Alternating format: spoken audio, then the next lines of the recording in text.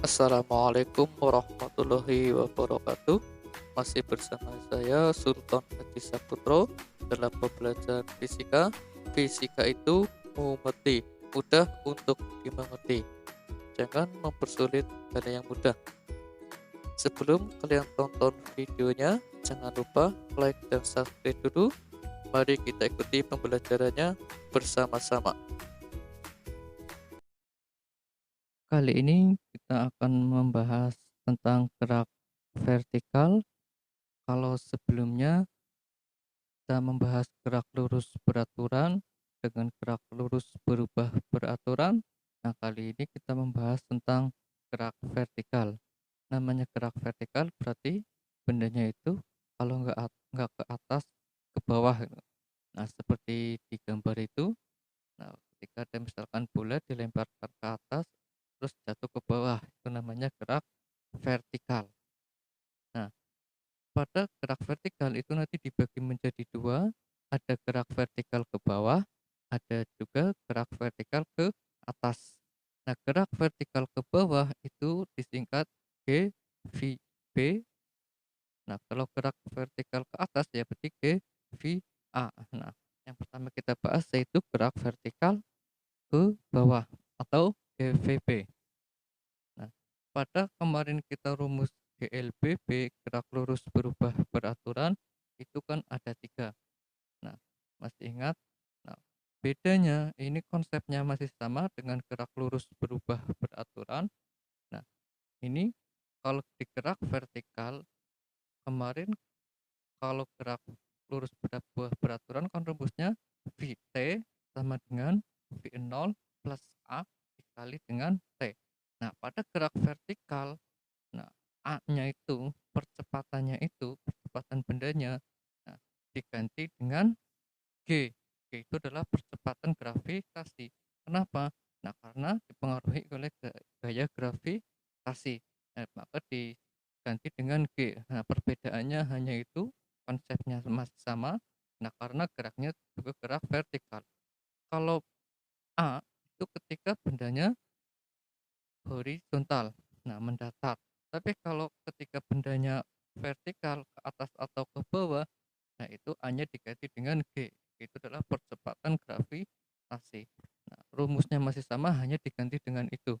Nah, berarti kalau kemarin gerak lurus berubah beraturan itu VT sama dengan V0 plus A dikali T. Nah, kalau gerak vertikal ke bawah itu VT sama dengan V0 plus G dikali dengan T. Nah, A-nya itu diganti dengan G. Itu pada gerak vertikal ke bawah. Nah, karena yang kedua itu rumusnya VT kuadrat sama dengan V0 kuadrat plus 2 dikali G dikali dengan H. Nah, kalau kemarin di gerak lurus berubah beraturan itu kan H-nya itu S. Nah, di gerak vertikal itu S-nya itu diganti dengan H. Nah, karena H itu menyimbolkan ketinggian karena geraknya vertikal. Tapi kalau S ketika bendanya itu horizontal, berarti mendatar. Nah, pada gerak vertikal, maka S-nya itu diganti dengan H. Berarti jadi VT kuadrat sama dengan V0 kuadrat plus 2 dikali G dikali dengan H. Ya, itu pada gerak vertikal. Terus yang ketiga rumus dari GLBB itu adalah H sama dengan V0T plus setengah G dikali 2G dikali T kuadrat. Nah, seperti yang Pak Guru bilang tadi, S-nya diganti dengan H, A-nya diganti dengan G. Nah, kalau di gerak GLBB itu kan S. Nah, kalau di gerak vertikal itu diganti dengan H. Berarti H sama dengan V0T plus setengah G dikali 2 dikali G dikali T kuadrat. Nah, itu untuk gerak vertikal. Nah, yang itu yang pertama gerak vertikal ke bawah. Terangannya H itu ketinggian, satuannya meter, V0 itu kelajuan awal, Vt itu kelajuan setelah waktu tertentu, nah G itu percepatan gravitasi, nilainya 9,8 atau biasanya 10. Nah, T itu adalah selang waktu.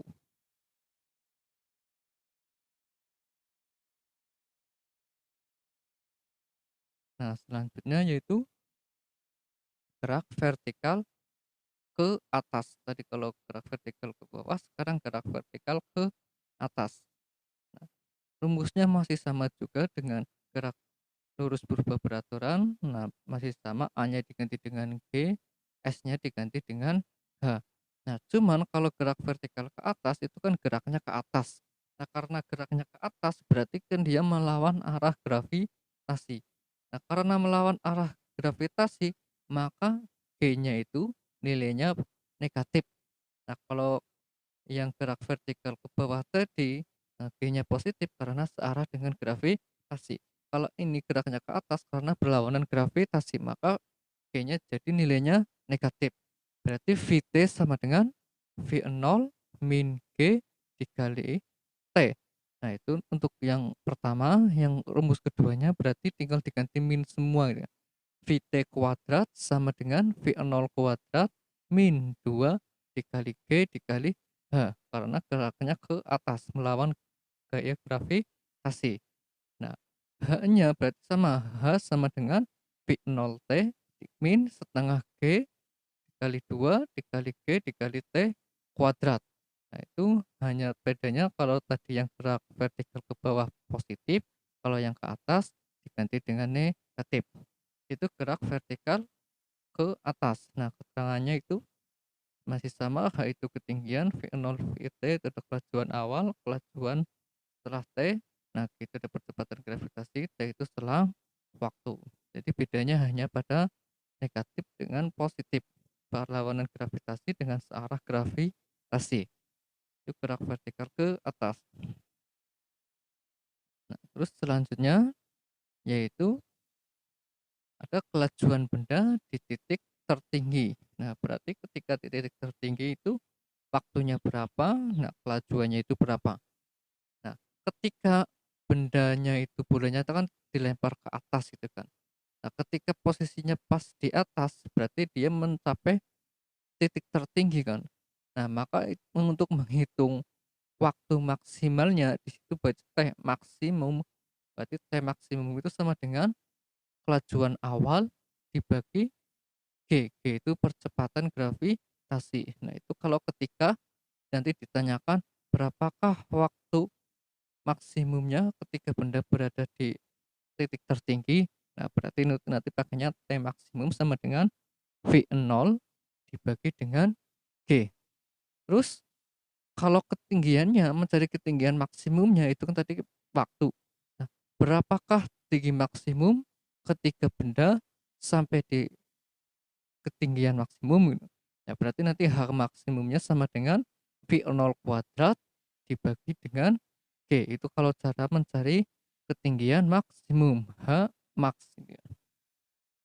Nah, keterangannya di situ, T maksimum itu selang waktu dari titik pelemparan mencapai titik tertinggi. Nah, kalau H maksimum itu jarak yang ditempuh hingga titik tertinggi. Nah, itu bedanya T maksimum dengan H maksimum. Kalau T maksimum selang waktu, kalau H maksimum jarak yang ditempuh hingga titik tertinggi. Itu kelajuan benda di titik tertinggi. Nah, terus selanjutnya ada namanya gerak jatuh bebas. Nah, gerak jatuh bebas, nah ketika kamu menjatuhkan benda dari lantai 2 atau dari lantai 3 atau dari ketinggian tertentu, nah itu kan berarti rumusnya masih sama dengan gerak lurus berubah beraturan, hanya ada perbedaan sedikit di sini karena namanya gerak jatuh bebas. Ketika benda dijatuhkan, nah berarti kan tidak ada namanya kecepatan awal. Nah, kalau tadi di gerak vertikal atau gerak lurus berubah beraturan itu kan ada V0-nya. Nah, ini karena tidak ada kecepatan awalnya, kelajuan awalnya, nah maka V0-nya itu enggak ada. Berarti jadi VT sama dengan G dikali T. Itu untuk rumus yang pertama.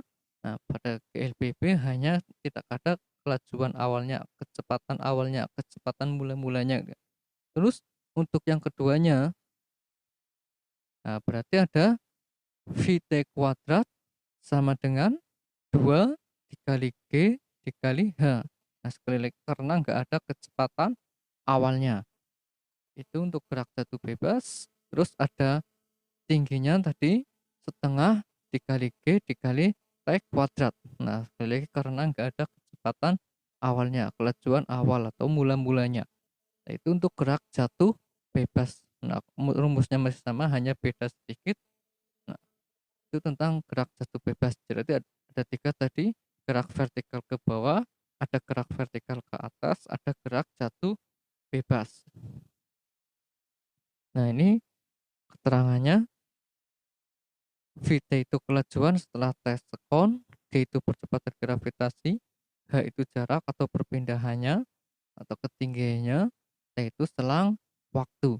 Yaitu contoh dari tiga tadi, ada gerak vertikal atas, gerak vertikal ke bawah, ada gerak jatuh bebas. Nah, terus ini ada waktu ketika benda jatuh ke bawah. Nah, ketika bendanya sudah jatuh ke bawah, itu waktunya berapa detik? Nah, maka kita hitung. Nah, ketika waktu turun itu berarti rumusnya adalah V0 per G atau akar 2H H max dibagi dengan G per G itu untuk mencari waktu ketika turun. Nah, terus ada waktu yang diperlukan benda untuk naik turun. Nah, maka untuk naik turun itu berarti T naik dikurangi T turun. Maka T naik dikurangi T turun sama dengan 2 dikali V0 per G. Itu waktu yang diperlukan benda untuk naik turun. Nah, sekarang ada latihan soal. Ini tanpa sengaja JJ melihat ada mangga yang jatuh dari pohon. Nah, waktu yang dibutuhkan mangga untuk sampai di tanah terukur 2 sekon. Nah, tentukan kecepatan mangga saat tiba di tanah. Nah, kalau G-nya itu nilainya 10 meter per sekon kuadrat. Nah, maka kita ketahui dulu T-nya itu tadi 2 sekon. Nah, ditanyakan V. Nah, kecepatan mangga. Nah, kecepatan itu kan disimbolkan dengan V. Nah, maka jawab, nah, Vt sama dengan G dikali dengan dt. Nah, G dikali dengan T itu tadi rumus apa? Itu rumus gerak jatuh bebas. Nah, maka Vt sama dengan G dikali T. Maka 10 dikali 2 sama dengan 20 meter per sekon. Nah, itu latihan soal tentang gerak jatuh bebas. Nah, nanti kalian bisa lihat, cari sendiri, browsing-browsing sendiri. Contoh untuk gerak vertikal ke atas dengan gerak vertikal ke bawah. Sampai sekian dulu untuk pertemuan kita kali ini. Jangan lupa like dan subscribe-nya. Sampai sekian dulu. Wassalamualaikum warahmatullahi wabarakatuh.